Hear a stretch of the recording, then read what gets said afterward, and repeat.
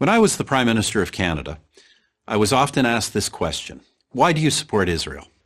My response, in effect, was always the same. Why wouldn't I support Israel? Why wouldn't I support a fellow democratic nation where open elections, free speech, and religious tolerance are the everyday norm?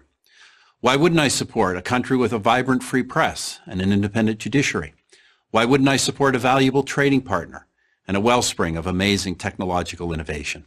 Why wouldn't I support our most critical ally in the Middle East and in the international struggle against terrorism? In a rational world, in a world where simple common sense prevailed, the question, why do you support Israel, would be like asking, why do you support Australia or Canada? But we don't live in that rational common sense world. So the case for Israel has to be made over and over. I, for one, am happy to make it. Let me start with this. Every military action Israel has ever taken has been to protect itself. Israel is not an aggressor state. It's a defensive state. This has been true from its founding to this day. As a fledgling nation in 1948, Israel was immediately attacked by its Arab neighbors. Their goal was not to contain the tiny new country. It was to annihilate it. No nation came to Israel's aid. Not the United States, not my country, Canada, not the United Kingdom. No one. They all thought Israel would lose, but it didn't lose. It won. In 1967, Israel's neighbors again sought to utterly destroy the Jewish state, a nation that had then existed for 2 decades. Again, Israel prevailed, and it survived another all-out attack in 1973. Those are the big wars, but I'm not sure there's been a single day in Israel's entire history when some act of terror has not been waged against it, inside or outside its borders.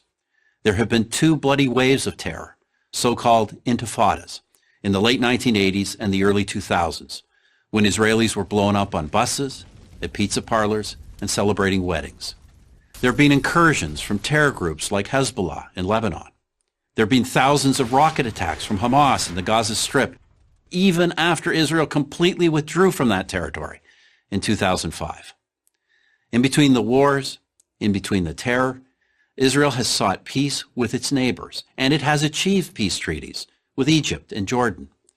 For others, however, every Israeli gesture for peace is met with incitement and violence. I recount this history for one reason. Any nation that has endured what Israel has endured could easily have become a police state. But through it all, Israel has never abandoned its commitment to the rule of law, to democracy, to tolerance. 1/5 of its citizens are Muslim. They enjoy the same rights as Jewish citizens. They occupy key positions in the nation's courts, press, and government, and they have their own parties representing them in the Knesset, Israel's parliament. To say that Muslims in Israel are the freest Muslims in the region is an understatement. How about this as a human rights test? Prisoners in Israel, be they Jewish or Arab, are well treated, well fed, and have access to the best possible medical care. Parents and spouses of these prisoners know where they are and that they are safe. Who else in the region but Israel can make that claim? Through all the wars and all the terror, Israel has survived, and especially in the last 20 years, it has thrived. It's known as Startup Nation, and with good reason. Key components of your cell phone and your laptop were designed in Israel. A drug or a medical device that has saved your life or the life of a loved one may have been developed in Israel.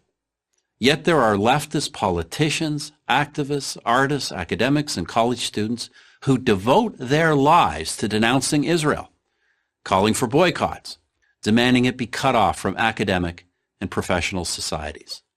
Do they denounce the Palestinian leadership that hasn't held an election in well over a decade? Do they denounce the leadership of Hamas, who use women and children as human shields to protect their fighters? No, they denounce free, vibrant, democratic, innovative Israel. With all the brutal and violent regimes, not only in the Middle East, but around the world, how is one to explain singling out Israel for condemnation? Sadly, only one explanation fits: anti-Semitism. Do these haters of Israel question the legitimacy of any other democratic nation, of any nation for that matter? Of course, the answer is no. Somehow they only manage to oppose the Jewish one. The state of Israel has now existed for 70 years. It is one of the freest, most prosperous, most successful nations on earth. Why do I support Israel? Why wouldn't I? Why wouldn't anyone? I'm Stephen Harper, 22nd Prime Minister of Canada for Prager University.